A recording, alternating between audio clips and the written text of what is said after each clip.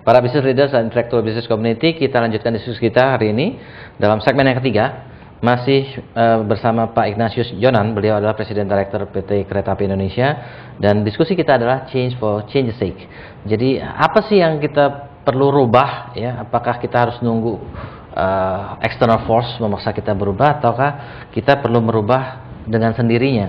Dan tadi kita banyak membahas tentang konsep perubahan yang dibuat oleh Pak Jonan. Saya masih mencoba menangkap blueprintnya bagaimana nih perubahan yang dibayangkan oleh Pak Jonan. Saya kira apa yang dibayangkan Pak Jonan itu sangat baik, tetapi mungkin buat orang luar itu susah menangkapnya ya, karena we are not involved directly in the operation of the company.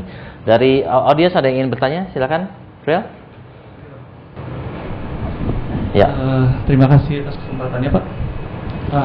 Dari saya mungkin ada tambahan masukan nih, Pak. Pertama, mengenai apa yang Bapak bilang bahwa pelayanan dari suatu jawatan kereta api itu sebetulnya masih dibutuhkan oleh kalangan bawah saja. Itu menurut saya agak sedikit keliru mungkin ya, Pak ya. Kalau boleh sih, karena memang daily basisnya sebetulnya kebanyakan kebutuhan transportasi itu tidak hanya dari kalangan bawah saja, tapi juga kalangan menengah, terutama profesionalnya, Pak. Mengingat bahwa Jakarta adalah metropolitan yang didukung oleh kota-kota satelit, dan ini saya rasakan sendiri dari pelayanan kereta api yang ada sekarang, Pak. Masalahnya adalah apa yang Bapak coba lakukan dalam perusahaan JPJKA itu memang sebetulnya sepertinya sih belum terlalu kelihatan, Pak. Kalau boleh ini, Pak, kalau boleh mungkin dari saya, kita menantang diri sendiri kan, Pak. Selalu challenge ourselves, mencoba untuk berusaha lebih baik meskipun tidak ada suatu kompetisi di sini. Tapi banyak contoh-contoh dari perusahaan-perusahaan yang sifatnya perusahaan-perusahaan transportasi yang sifatnya membangun dari bawah, membangun dari internal, keluar ke eksternal, dan mungkin ini yang paling coba kita challenge dari perusahaan. Jadi, Fril, Anda adalah pengguna kereta api ya? Iya, Pak. Dan Anda katakan dari kacamata Anda, you don't see any much changes selama 2 tahun belakangan ini? Changes gini, Pak. Kalau provide, wah itu helpful banget, Pak. No, I mean, perubahan nggak? Maksudnya kalau apa yang udah ada sebelumnya ya, it's not changes gitu kalau kan? Kalau service, Pak, boleh dibilang belum, Pak. Belum ya? Soalnya sampai sekarang pun, misalnya air conditionernya sering mati. Oke. Padahal this is a conditioner aircon train lah, Pak. Thank you. Jadi Fril ini adalah mahasiswa saya di IPMI, Pak. Jadi mohon maaf kalau bicaranya belak-belakan. Oke, jadi ada 2 poin di sini. Satu adalah kebutuhan transportasi untuk medium class itu masih ada, terutama mungkin di skala metropolitan ini, karena Pak Jonan ini mungkin melihatnya segi nasional ya. Jadi bukan hanya kelas bawah, tapi kelas medium juga diperlukan. Dan yang kedua adalah mungkin kalau dibuat jadi pertanyaan, perubahannya sudah sampai di mana sih Pak Jonan? Kok kita belum berasa gitu ya sebagai customer gitu. Nah, jadi those 2 questions, Pak. Mungkin saya tambahkan satu lagi. Sebenarnya kalau kita lihat peta Indonesia ini, kereta api itu lebih diperlukan untuk transportasi orang atau transportasi barang sebenarnya, Pak? Oke. Please, Pak. Iya, Pak. Terima kasih. Jadi ini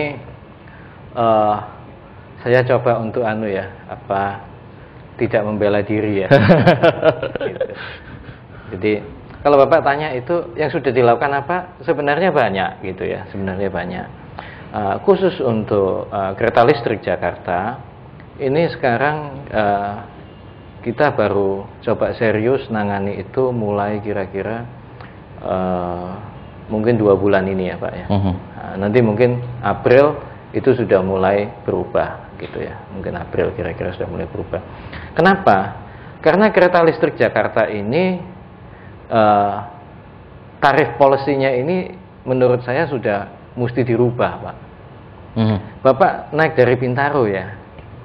Iya, bayarnya berapa ya, Pak? Iya, gitu. Nah, ini saya pikir mesti di-adjust. Kalau tidak mau di-adjust, mungkin servisnya yang tidak bisa konsisten, Pak. Gitu. Karena tarif 8.000 itu saya kira tarif yang sudah lama sekali. Betul kan? Jadi maksudnya Pak Jonan tarif 8.000 mau ngarepin AC jalan terus mah too much gitu ya, Pak. Gini. Nah, hanya sebenarnya gini, Pak. Kenapa? Jakarta ini sangat sensitif secara politik, sosial politik itu sensitif. Karena mungkin 80% dari penumpang KRL yang jumlahnya 600.000 satu hari. Kami ini nasional itu ngangkut lebih dari 200 juta passengers, Pak, setahun. Ini kalau single operator itu kita by far the largest single operator for public transport. Ini untuk penumpang saja dulu ya, Pak. Nah, kita sekarang 2 bulan ini kami sudah mulai konsentrasi, kita mau coba benahi. Ya mungkin nanti Bapak dimohon kerelaan untuk mungkin bisa nerima kalau harga karcisnya itu naik, Pak, gitu. Karena apa? Untuk yang kelas ekonomi yang tidak pakai AC itu dari Bintaro itu mungkin karcisnya cuma 1.500 ya. Ya. Kalau karcis 1.500 Bintaro sampai ke Jakarta Kota itu saya kira itu perlu setengah usaha yang banyak doa itu, ya, kan? Gitu.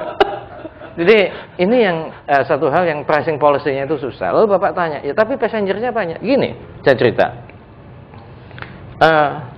Dari total pendapatan kereta api setahun, itu KRL Jakarta itu hanya kontribut 5%. Nah sekarang kita mau coba benahi yang 5% ini. Mudah-mudahan bisa jadi 7,5% dalam 5 tahun. Ini nggak bisa ngomong pendek, Pak. Bapak bilang, ya keretanya udah banyak jelek, saya setuju. Kita mesti rubah. Ya, hanya gini loh.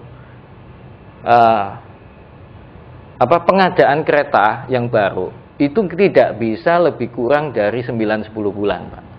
Tidak bisa. Ya, jadi tidak ada yang dibikin itu secara mass, nggak ada. Produksi massa itu nggak ada. Semua kereta api itu tailor made, ya. Atau 70% tailor made. Ya. Nah, tinggal ini kita maunya pesan yang bagaimana dan sebagainya. Salah satu tantangan untuk Jakarta yang kayak tadi Bapak tanya sekali lagi, ini masalah tarif, Pak. Kalau tarifnya bagus, pasti bisa berubah. Makanya kereta yang jarak jauh itu sudah lebih terasa ya, Pak, perubahannya. Karena harganya ada, gitu. Bapak ke Cirebon naik Argojati mungkin sekarang berapa? 115 gitu ya. Nah, 115.000, Pak. Gitu. Kalau 8.000 rubahnya juga ya kita coba rubah lah, Pak, pelan-pelan, Pak. Gitu. Jadi ini saya ngerti betul gitu ya. Ini bukan alasan, kita akan rubah. Terima kasih masukannya. Dan sebagai tambahan, Pak, ya kami minta nanti ada kerelaan Bapak gitu. Ya. 8.000 itu mungkin sudah per tahun-tahun tidak naik, Pak. Begitu. Nah ini yang kita harus rubah, Pak, dan sebagainya itu. Jadi maksudnya 8.000 harusnya nggak usah pakai AC ya. Sekarang AC-nya sekali-sekali nyala aja udah syukur gitu kan. Gitu. Ya, jadi dan yang kedua kalau Bapak tanya, ini lebih banyak untuk angkutan barang atau penumpang? Sebenarnya gini, sebenarnya bisa dua-dua sih, Pak ya. Nah, sebenarnya bisa dua-dua. Tapi kebijakan kami ke depan mungkin 5-10 tahun depan itu pertumbuhan untuk angkutan penumpang itu hanya 2-5%. Tergantung dari kebijakan tarif yang kita mesti bicara dengan regulator. Ya. Kalau regulatornya itu secara sosial politik tidak sensitif untuk perubahan tarif ini, mestinya akan jauh lebih baik dari jumlah kuantitas maupun kualitasnya, Pak. Kalau freight, angkutan barang itu tidak ada pembatasan tarif dari pemerintah. Jadi ini kita bisa lebih komersial, Pak. Itu. Oke. Jadi growth untuk di angkutan barang diprediksi akan jauh lebih besar dibandingkan growth di dalam revenue penumpang gitu, Pak ya. Betul. Nah, ini secara korporasi memang, Pak, seperti yang dikatakan penanya tadi, kenapa KRL Jabodetabek yang belakangan? Ini gini. Kereta Jabodetabek ini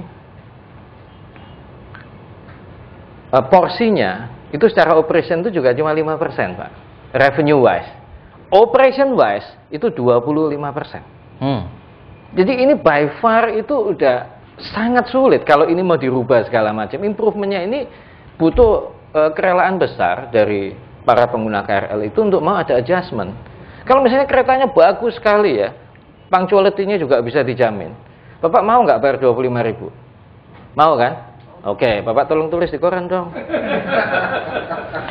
Oke, jadi Pak Yonan, masih banyak yang harus kita bicarakan, banyak sekali changes yang kita lihat, tantangannya berat sekali, and kita pengen tahu lebih dalam how you expect these changes to happen, dan anchor-nya di mana dalam perusahaan itu untuk berubah tersebut. Kita akan lanjutkan diskusi kita dalam segmen berikutnya. Kita harus break lagi untuk segmen yang terakhir nanti. Jadi buat para business leaders dan intellectual business community, silahkan SMS ke 0896 apabila Anda ingin bertanya ataupun mengemukakan pendapat ataupun mengemukakan saran untuk topik kita ataupun acara The CEO Reference. Kita break untuk segmen berikutnya.